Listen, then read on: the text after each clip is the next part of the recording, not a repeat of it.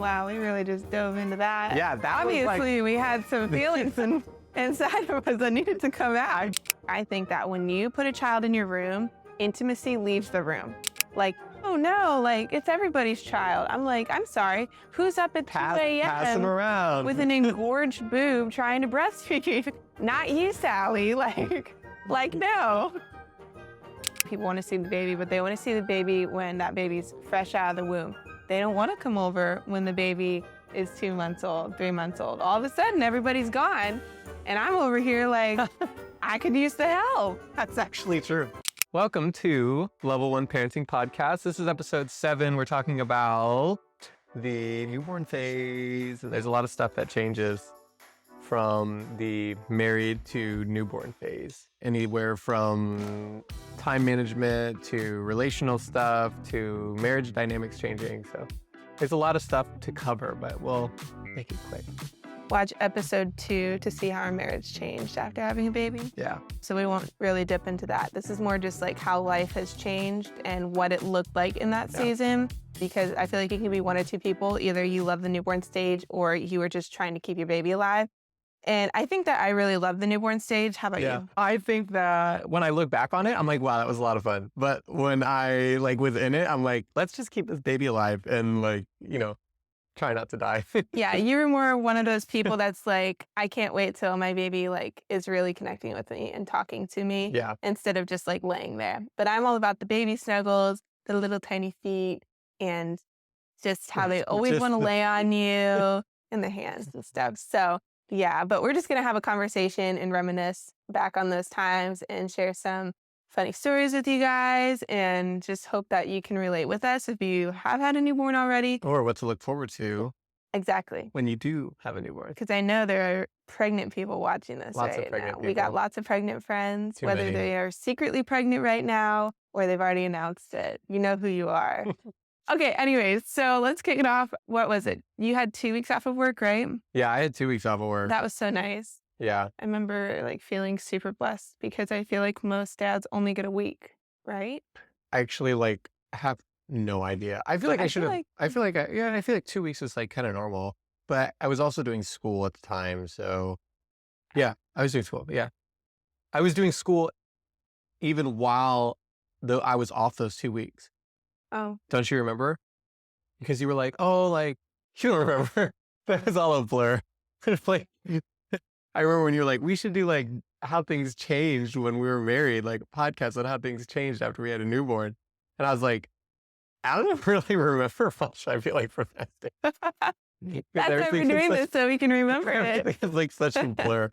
Yeah, that's the biggest thing that changed. Everything feels like everything's so new and you don't really know what you're doing.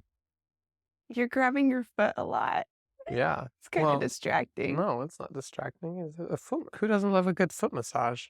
We were sitting in church and this guy had flip-flops on and he had his leg across him like this and he was picking his big toenail. Stop. Okay. During service. Okay. And I almost talk about that. threw up. That's disgusting. Stop. Okay, move on. It was so gross. I don't need to know any of that, literally. Anyways. Who was that?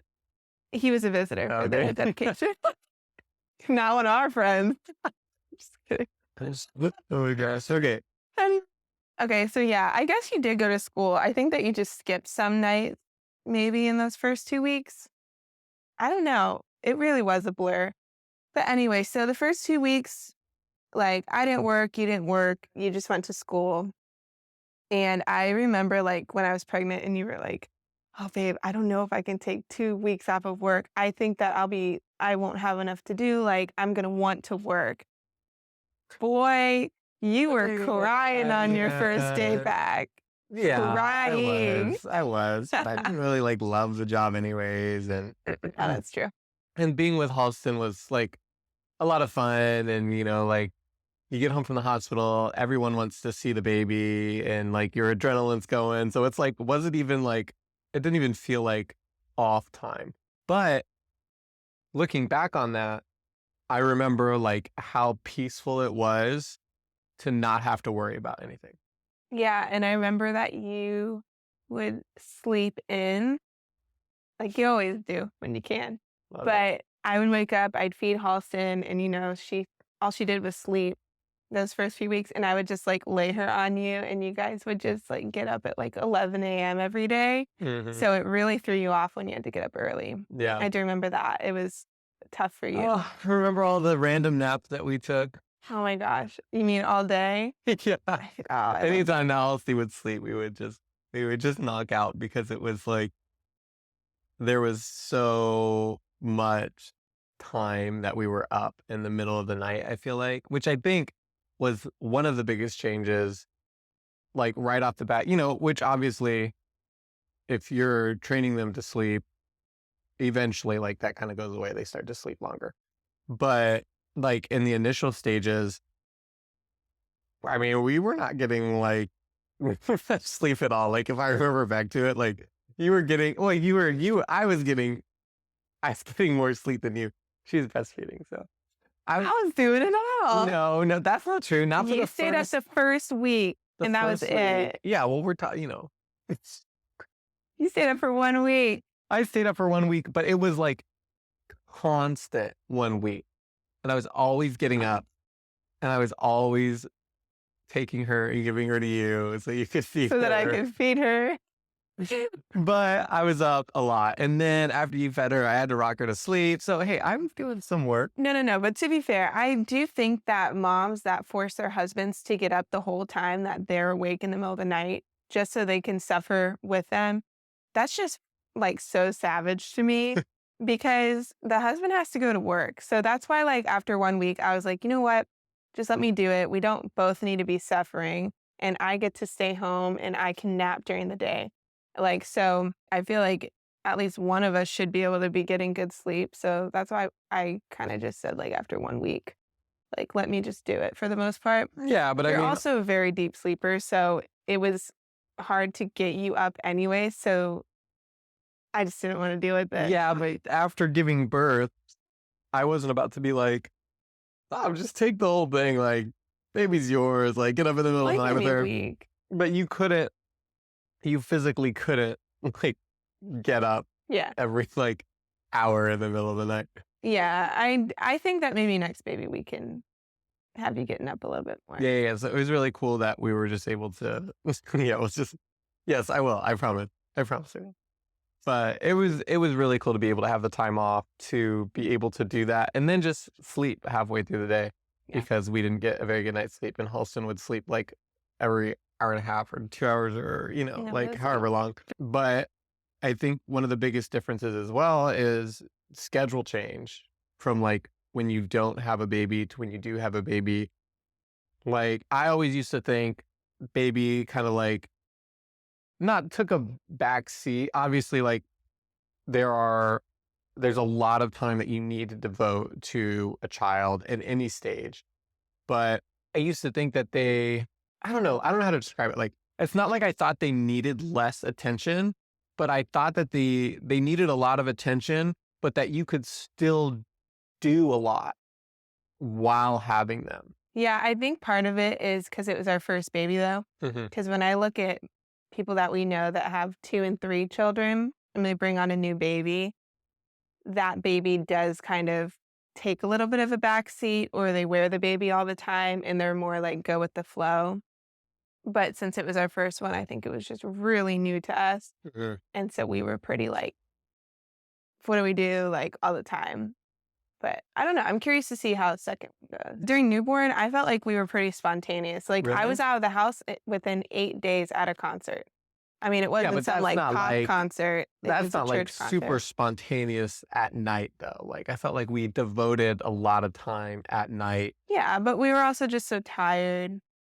I don't feel like it was her like holding us back. I think we were just really tired and you would work all day. So then you'd want to spend time like holding her and I would need a break. So I don't know. Yeah, that's a good point. After those 2 weeks, I remember it was just so weird with you not being there and the house is so quiet. And after like 2 or 3 weeks, that's when visitors stopped too. Because I feel like we jammed everybody in. We should have started visitors at 2 or 3 weeks. Oh my goodness. Next baby, I am not letting people into our house unless it is our parents or our siblings. Or really close friends. I feel like we're gonna do the same exact thing that we did last time. Like, No, we had everyone and their mother was in our house, which was fine because we left the door open and we asked people to come. yeah. But I did not heal as fast as I should have. Mhm. I was overwhelmed. I didn't know how to tell someone, actually, like, can you maybe not come over? Like, I didn't want to disappoint people, but I was not always feeling up to it. And now when I look back, I'm like, I wish I had just snuggled Halston for those first few weeks instead of this person's coming at this time and then this time and then this time. Yeah, it was legit. Like, we had a schedule. And it was like, people come and they're like, oh, like, you don't have to host me. I'm like, well, you're just saying that, but I'm not going to let you walk in and my house be like a dump or like, I don't know. That's just Oh not who yeah, I yeah, yeah, no, am. no. So I forgot that we said next baby, we're gonna do like you can come over, but you have to do the laundry. yeah, I feel like Or like you can come over, but you have to clean. that's becoming a It's like- more like something that people are really like putting out there. Like, you don't just come over to sit on the person's couch and hold the baby. You come over to help the person so that they can hold their own baby, but you can show like, hey, I'm here to support you. And like, And I then, wish like, they that we get had to hold it had once. that. We had that a little bit, but not very much. Yeah, it was kind of people came over. Oh my gosh, let me play with your baby. Let me play with your baby. Play, play, play. And then they would leave, and they would Yeah. like make an even bigger mess because maybe they, I don't know, like use the house or whatever. Yeah. And then the baby's tired. I'm tired. The baby needs to eat. And it's like, And then we have another showing at like, another showing in like 30 minutes. yeah. And that, I believe that a lot of Oh it was my on gosh. us, and we could have asked people for help That's so and funny. we could have said no, but we didn't. But I think next time, like, we'll be a little bit more Yeah, like this is how it's going to so it's be. like getting So, healthy boundaries, like big time. Like just do it. yeah. But that's, everyone's got to learn that. Yeah. And that's difficult with family and friends. Like that's something that, I mean, everyone makes boundaries, but I feel like there are certain times where you have to make a boundary to where you can't be like, if someone wants like before a baby, if someone wants to hang out, we're like, oh, we have plans. We're just really tired. And now like, that's not really a boundary. But I feel like when you have a baby and someone's like, can I come see the baby? It's like you want to please them, but you also have to think of yourself too. And 'Cause it's a also, really busy time. I just am going to be like, in my head, if I have someone text me that's like, I want to see the baby, I'm going to be like, when was the last time I saw that person? Was it No. recently, or is this like someone that I see once every few months? Because if it is, no, you cannot come see the baby. You can come see the baby in a few weeks. But why are you texting me A few the week that I years. just got home? Like, we don't even like spend that much time together. Oh, yeah. But I get it. Like, it's a newborn. People go love newborns absolutely. People lose their minds. over newborns. People lose their like absolute minds over newborns. Yeah. And like you don't think that it's gonna be like people that you know, But it is. but then it is. Yeah. So But it's your newborn. It's our newborn. And I just and they'll see the didn't baby. know. Like there's like you're not saying Yeah. that like we're holding a child hostage from everybody for all time. It's like there's just like a time that like we in particular would have preferred to have more to ourselves. And like, people want to see the baby, but they want to see the baby when that baby's fresh out of the womb. They don't want to come over when the baby is 2 months old, 3 months old. All of a sudden, everybody's gone. And I'm over here like, I could use the help. That's actually true. It's so true. I didn't think about that. Like so I'm I like, felt like we had like everybody was like, go, go, go, like bombard for the first 2 weeks. And then like we were so overwhelmed because we felt like we were hosting for 2 solid weeks.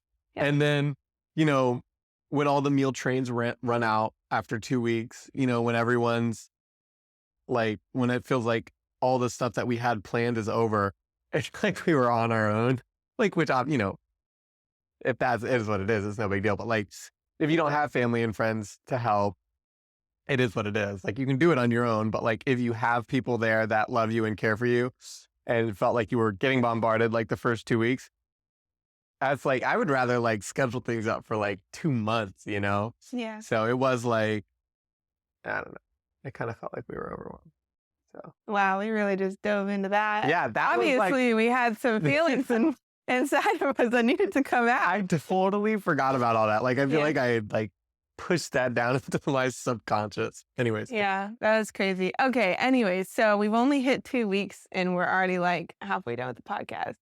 I feel like. All right. yeah. So you leave for work and I'm home Hmm. and we have visitors like sometimes, but it was mainly just Halston and I. And I absolutely love those 4 weeks. But the 4 weeks that I had until I started work at 6 weeks, I remember it feeling like 2 days. Like I blinked and the time was gone and I had to start work. Hmm. Because it would just be like, she'd be sleep, Hmm. eat, Hmm. awake, Hmm. sleep, eat, awake. Yeah, that's me And, too. but it was just so like, I just loved it because all she wanted to do was snuggle on me, or I'd go to Target with her, or I'd go over to a friend's house because I wasn't used to that either because I had been working full time, right? So all of a sudden, I'm like Yeah. meeting people for coffee in the middle of the day, and I'm like, this is the life. And then boom, 6 weeks hits, and I'm Yeah. back at work. And then everybody at Mm. Target is bombarding you to see your baby. That's why I put a baby cover Yeah, over that's her. true. But people still have the audacity to be like, Yeah, literally like oh, can you lift that for me? never met the person in your entire life and never seen them. And like 30% of the people like coming over, like creeping, like you're standing right there, like trying to look in. I'm like, what are you doing? I Like, had some weird you instances. are insane. Like, you actually might be crazy. Like, I'm telling you, people get crazy around babies. They Like, really they do. do things that they would never do under normal. And that, like, that person at the doctor's office, too, who was like trying to kiss Halston and like, Oh, yeah. it's like baby rampage. Yeah, I like So, that's a whole you nother just put your foot topic. down. Like, do not touch my child. Yeah, don't touch my child. Yeah. I've had people like walk up to me, completely ignore me, look straight at her, and try to grab her. Yeah, and like, And I'm like, touch, I'm and sorry, like, get away from me. like who even are you? Yeah, I don't know you, go away. Yeah. But that's what I think, but I don't always act that way. I'm just like, oh. Yeah, like, oh. But I really think that next baby, I'm gonna be a savage. Yeah. Like, no, you can't touch my baby. Like, that was rude. Back off, woman at the grocery store. Random woman that I've never ever seen That's who it before. is, right? Or even like people who, if you, I don't know, I feel like people think that they're entitled to your newborn because they also have a child.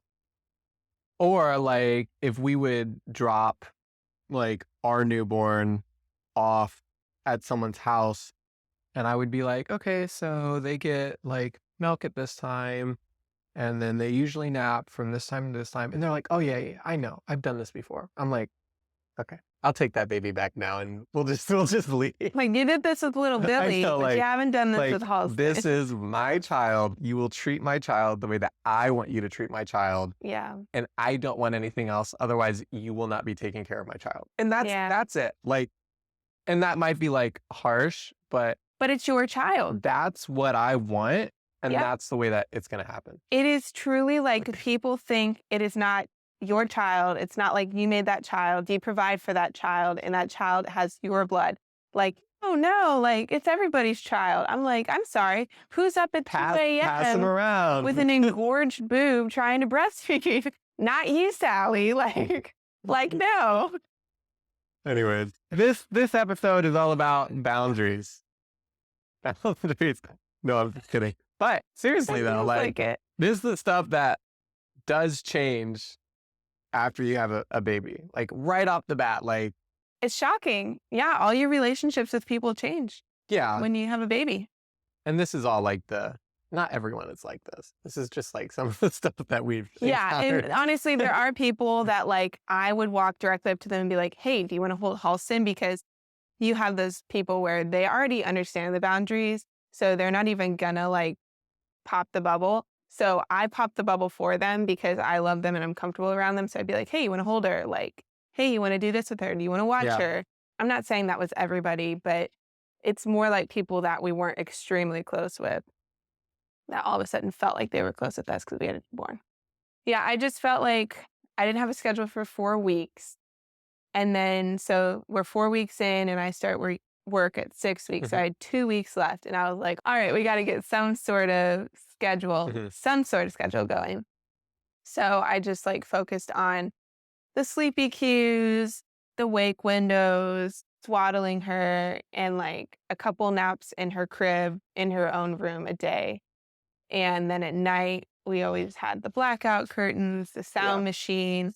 We like slowly got into some sort of rhythm, not some crazy rhythm, but slowly got in a rhythm, which really helped me feel like a normal person again. Cause like I said, Mhm. I had those 4 weeks of rest, but they just flew by. Cause when you just rest that much, time doesn't really You're just mean chilling. anything. Yeah. So it was kind of nice to like get started with all of that.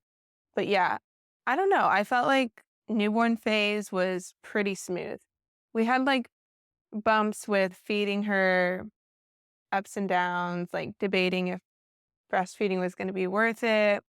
But like I pushed through that, did lactation consultant.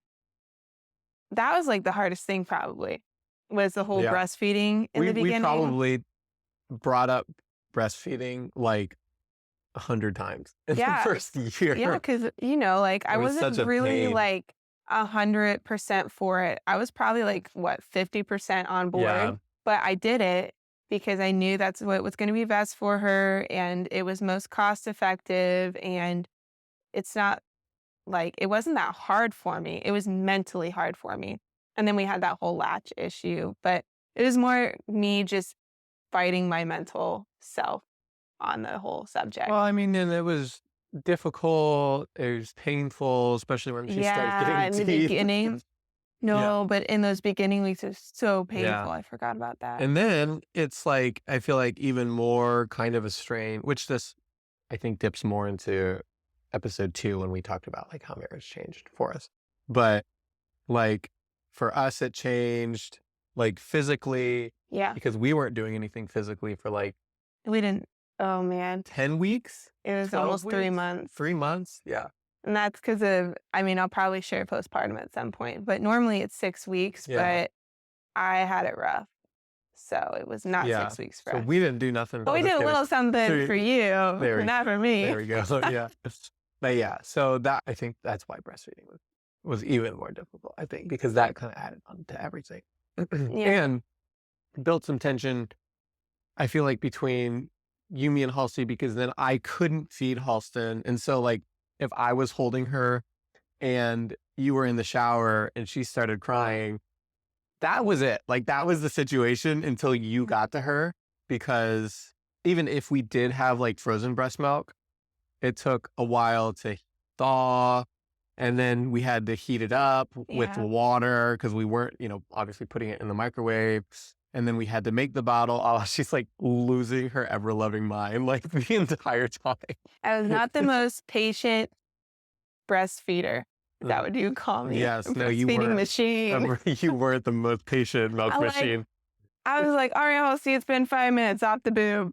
Here you go, dad." And then I'd like go shower and she'd be Yeah. crying and you'd be like, "She's hungry." And I'd be like, "Well, I just fed her." You'd be like, "But she's hungry." I'm like, "But I just fed her." Yeah. And then we'd fight and fight and And then fight. you would go through like the routine, like, oh, maybe she's like, maybe something's hurting her. Maybe she needs a diaper change. Maybe she needs this. Maybe she needs. So I would like do like, go down the checklist As she's screaming her head as she's off. screaming the whole time.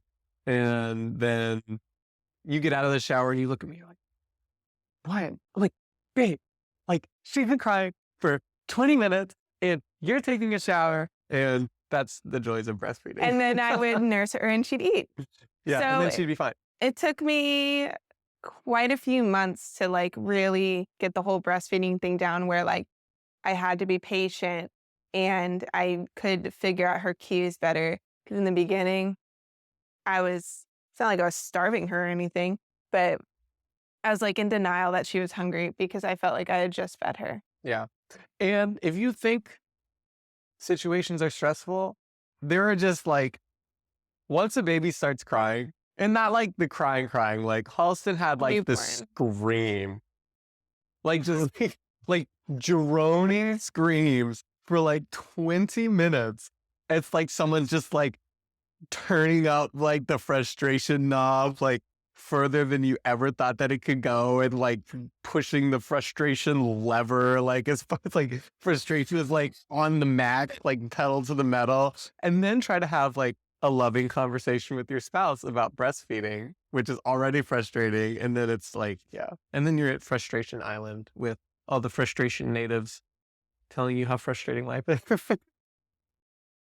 Oh So my yeah, gosh. Oh my gosh. there's that. Yeah, but like I guess okay, so when we deep dive, there were frustrations in those first few weeks. But we really dug into those frustrations. But above Yeah. like if I look at it from afar, I really, really enjoyed Oh, the newborn it was phase. great. Yeah, like looking back on it, it was a lot of fun. Yeah, it was. I think Yeah. that she was a great newborn. I just think that breastfeeding was bumpy, visitors were bumpy, and you were in school. So it was just, we had a lot going on. But I think beyond anything, like these are all good things. You Yeah. just need to manage it how you want to manage it. Yeah. Like some people, I have heard some people like, my favorite part was having people over every single day. Yeah. We could talk about how we moved her to the crib at Oh my gosh, 3 three and weeks. a half weeks. Literally. And a half. 3.5. Okay, whatever. I don't want no Karens coming after me. 3 weeks. Yeah. Listen, we were like, okay, I'm the type of person, and we'll cover this in like a later video too, but I do not want a baby in my bed. Like, and I don't want the baby in my room. Not because I don't love her, not because I don't think she's great, but that's just something that like I want and I need. And so we were planning on having her in our room at like 3 to 6 months. Or Yeah, something ridiculous. 3 Something months. not ridiculous. I think but like I was something long. 3 months, yeah. And so why did we decide to put her in her room at 3 weeks? Well, okay, so we were thinking 3 months because that's how everyone does it, 3 to 6 months, unless you're bed sharing or you just feel more comfortable. I mean, I have close friends that like keep their baby in their room for 2 years. So it just completely depends on the parent. But we were like 3 to 6 months, and it caused so much tension between us. Well, we were getting horrible sleep. Well, okay, yeah, we were getting horrible sleep because she would like squeak or move, and we'd be like, All night. like, is she alive? Alive. Is she choking? And then also, it just when you personally, I think that when you put a child in your room, intimacy leaves the room. It's like replaced by the child. And it's not even intimacy just as like having sex. It's literally intimacy in itself, like any sort of romance, like cuddling, anything. I felt like it was just gone when she was in there. Didn't you feel that way? Yes. Yeah.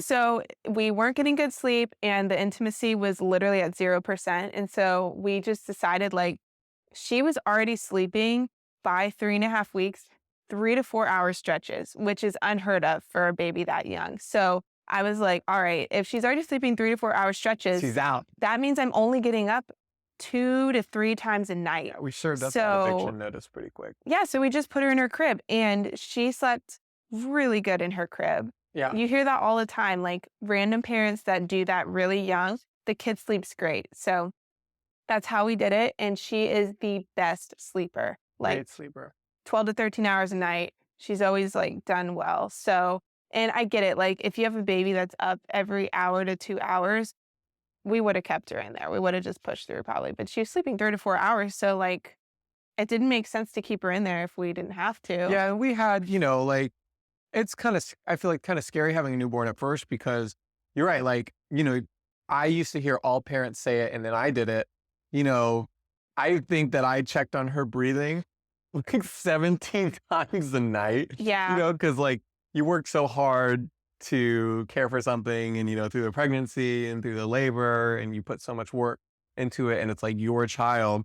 And like literally I'm sleeping, and then like just wake up, and I'm like really, really quiet, and like get down on her level and like see if her chest is rising, see if her finger moves, or like I would put my finger in her hand to see if she like grabbed it, Yeah. And so, but then we got the plates and the pads that we put under the bed. The SIDS monitor. Yeah, the SIDS monitor. The plates in the The pad. plates, they're like the plates. They're like the wobble plates that if they move, then the child is breathing, and if they stop, then they Yeah. start like making So noise, which we got a couple false alarms, which like we pooped our pants about. yeah, We I think literally like ran into the room. Like we hear the SIDS monitor starts going on. We're like running into the room, like flip Halston over.